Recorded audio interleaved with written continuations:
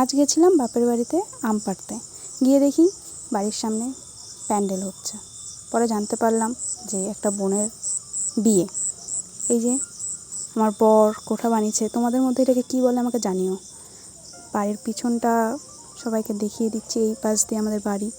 এই যে দেখো কত জঙ্গল হয়েছে, আর এই যে আমাদের আম গাছ, কত কত আম গাছ, এত আম গাছ। ফার্স্ট না সেকেন্ড ভিডিও। এই যে বাকেট নিয়ে যাচ্ছি আম পাড়ার জন্য, যে আমার বর এবার আম পাড়বে।